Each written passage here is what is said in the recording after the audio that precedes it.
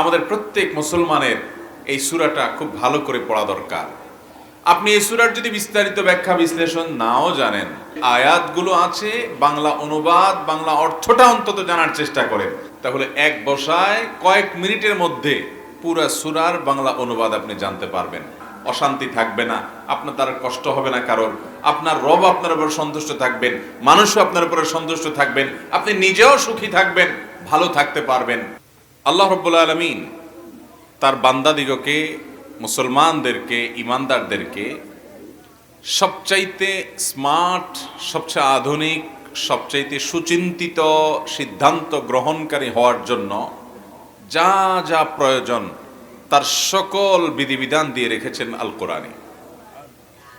প্রিয় নবী সাল্লাল্লাহু আলাইহি সাল্লাম যে সুমহান জীবন আদর্শের শিক্ষা এবং দীক্ষা আমাদেরকে দিয়ে গেছেন, শুধু সেটার পুঙ্খানুপুঙ্খ অনুসরণই যথেষ্ট একজন মুসলমান সকল যুগে, সকল সমাজে সবচাইতে সুচিন্তিত সিদ্ধান্ত গ্রহণকারী হওয়ার জন্য। কোরআন এবং হাদিসের সে সুমহান আদর্শ অনুপাতে, পথ নির্দেশ অনুপাতে যদি আমাদের জীবনটাকে আমরা সাজাতে পারি, গড়তে পারি, সে অনুযায়ী যদি চলতে পারি, তাহলে আখিরাতের অনন্ত অসীমকালের জীবনের সুখ এবং শান্তির নিশ্চয়তা তো আছেই, দুনিয়াতেই আমাদের সে সকল সিদ্ধান্ত, সে সকল আয়াত এবং হাদিসের উপর আমল করার বদৌলতে, তার কারণে আমরা কখনো আমাদের মুখ ছোট হতে হবে না, আমরা কখনো ভুল সিদ্ধান্ত নিতে হবে না, বরং দুনিয়াতেও আমাদের মুখটা উজ্জ্বল থাকবে ইনশাআল্লাহ। এই জন্য একজন মুসলমান সব ক্ষেত্রে কোরআন এবং হাদিসের দিক নির্দেশনাগুলোকে আমল করার চেষ্টা করবে। বিশেষ করে কোরআনে কারীমের একটি সূরার কথা বলবো, সূরা হুজুরাত। আমাদের প্রত্যেক মুসলমানের এই সূরাটা খুব ভালো করে পড়া দরকার। আপনি এই সূরার যদি বিস্তারিত ব্যাখ্যা বিশ্লেষণ নাও জানেন, অন্তত সূরা হুজুরাতের যে আয়াতগুলো আছে, বাংলা অনুবাদ, বাংলা অর্থটা অন্তত জানার চেষ্টা করেন। ছোট্ট একটা সূরা, আপনি যদি চেষ্টা করেন তাহলে এক বসায় কয়েক মিনিটের মধ্যে পুরা সূরার বাংলা অনুবাদ আপনি জানতে পারবেন। এবং এই সূরাটার প্রতিটি নির্দেশনা, বিশেষ করে শুরুর দিকের যে কয়েকটা আয়াত আছে এগুলো এবং পরবর্তী দিককার যে আয়াতগুলো আছে পুরো সূরা জুড়ে, এই আয়াতগুলোর আল্লাহ রাব্বুল আলামিন এগুলোর মধ্যে যে নির্দেশগুলো দিয়েছেন, একদম কাটা কাটা কিছু নির্দেশ, পরিষ্কার কিছু নির্দেশ। এই নির্দেশগুলো যদি আমাদের সমাজের প্রতিটা মানুষ আমল করে, এগুলোর চর্চা যদি আমাদের মধ্যে আমরা বাড়াই, এগুলোর আলোচনা পর্যালোচনা যদি আমরা বেশি বেশি করি, তাহলে এই সমাজে যে মুসলমান আমরা আছি, আমরা কোয়ালিটিফুল মুসলমান হতে পারবো, ভালো মুসলমান হতে পারবো। শুধুমাত্র নামকাওয়াস্তে মুসলমান হব না, প্রকৃত অর্থেও মুসলমান হতে পারবো। সূরা হুজুরাতের যে আয়াতগুলো আছে, নির্দেশ নিষেধগুলো আছে, সেগুলোকে মেনে চললে সমাজে দেখবেন হানাহানি থাকবে না, অশান্তি থাকবে না, আপনার দ্বারা কষ্ট হবে না কারোর, আপনার রব আপনার উপর সন্তুষ্ট থাকবেন, মানুষও আপনার উপরে সন্তুষ্ট থাকবেন, আপনি নিজেও সুখী থাকবেন, ভালো থাকতে পারবেন। অতএব সূরা হুজুরাতটা বুঝে পড়ার চেষ্টা করবো তো ইনশাআল্লাহ। আমার যদি খুব বেশি সময় আজকে হাতে থাকতো, তো হয়তো আমি এই সূরার আদেশ নিষেধগুলোকে বের করে করে, আলাদা করে করে বিস্তারিত আলোচনা করতাম। যেহেতু সে সময় নেই, আমি এই সূরা থেকে একটি জায়গা থেকে একটি নির্দেশনা নিয়ে শুধুমাত্র কিছু কথা বলবো ইনশাআল্লাহ তাআলা।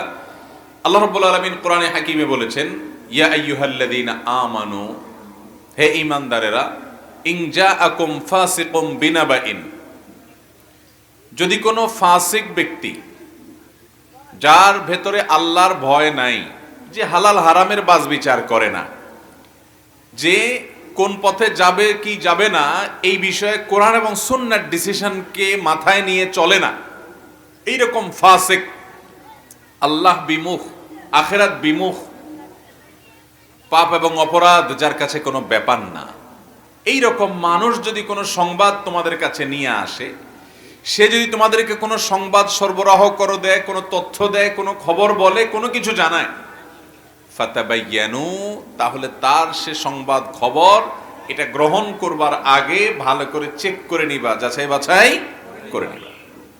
যদি না করো তাহলে কি হবে? আনতুসিবু কওমান বিজাহালাতিন ফাতুসবিহু আলা মা ফাআলতুম নাদিমিন। যদি এটা না করো তাহলে সেক্ষেত্রে এই সমস্ত লোকদের কথা শুনে কোনো সিদ্ধান্ত নেওয়ার পরে দেখা যাবে এই সিদ্ধান্তের জন্য তোমাদেরকে পরবর্তীতে পস্তাতে হবে, লজ্জিত হতে হবে। নবী করিম সাল্লাল্লাহু আলাইহি ওয়াসাল্লাম একবার একটা ওয়াফদ, একটা দলকে পাঠিয়েছেন বনিল মুস্তালিকের কাছে যাকাত উসুল করবার জন্য।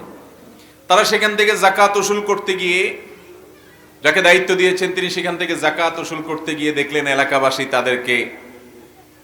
তাদের দিকে অগ্রসর হয়ে আসছে শহর থেকে বের হয়ে। তাদের উদ্দেশ্য ছিল ওয়েলকাম জানানো, কিন্তু তারা ভুল বুঝেছেন। এই যে একটা ভুল বোঝাবুঝি হয়েছে, সেখান থেকে তারা নবী করিম সাল্লাল্লাহু আলাইহি ওয়াসাল্লামের কাছে ফিরে এসেছেন যাকাত কালেকশন করা ছাড়া। তারা মনে করেছেন যে এই লোকগুলো আমাদের সাথে বোধহয় যুদ্ধ করতে আসছে, আমাদেরকে হত্যা করতে আসছে। উল্টা তারা এসে নালিশ দিলেন নবী করিম সাল্লাল্লাহু আলাইহি ওয়াসাল্লামের কাছে। তখন মদিনার মুসলমানরা নবী সাল্লাল্লাহু আলাইহি ওয়াসাল্লাম সহ সকলে রাগান্বিত হয়ে গেলেন যে জাকাত, ফরজ জাকাত দিতে অস্বীকার করে এরা কেন?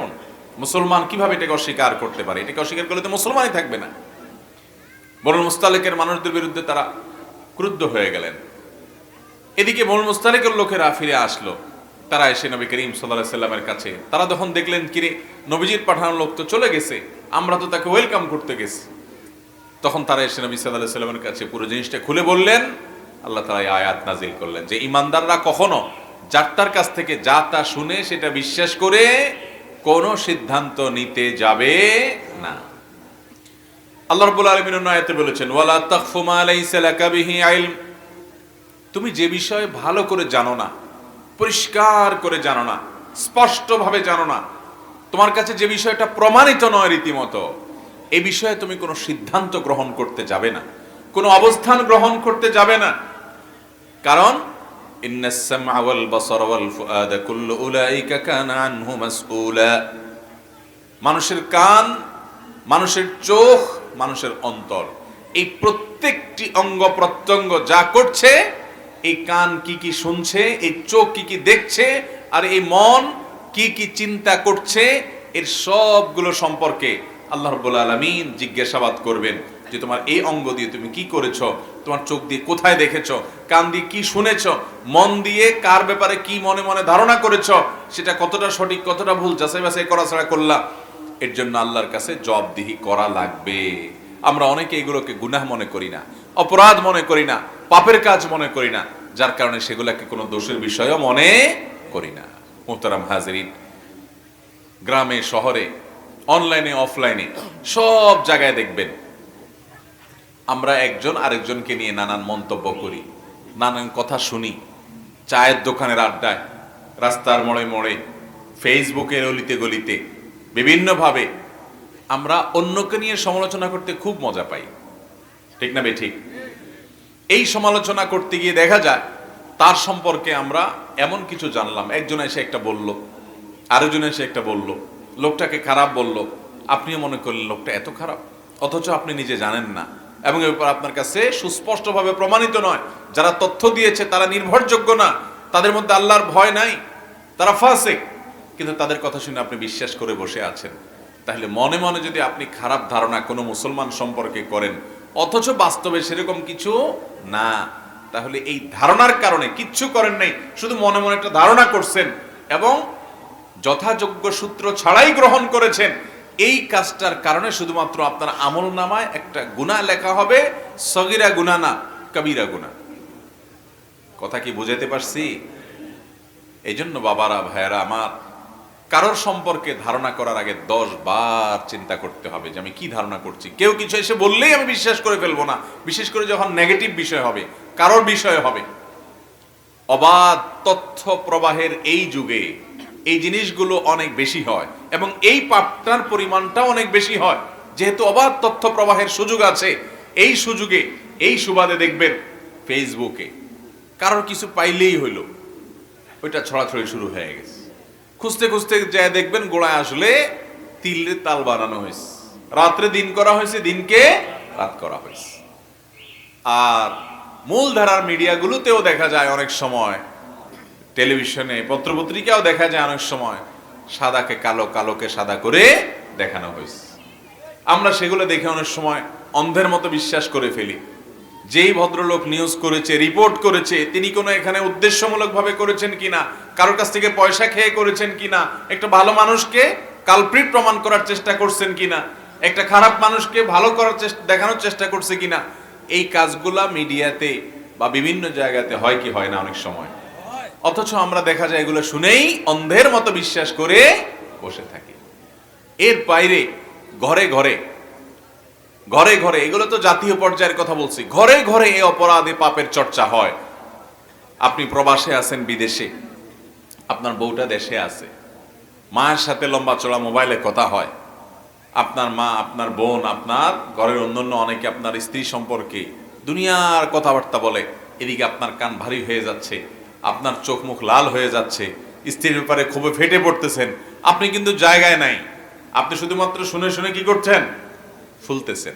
আবার উল্টাটাও হয় যে বউয়ে ফোন করে করে আপনার কাছে আপনার মার বিরুদ্ধে, আপনার বোনের বিরুদ্ধে, আপনার ভাইয়ের বিরুদ্ধে, তিল হলো ওইটাকে তাল বানায়া, ওইটাকে রং চং লাগায়া আপনার বিরুদ্ধে, তাদের বিরুদ্ধে আপনাকে ফুলায় তুলতেছে, আছে না নাই?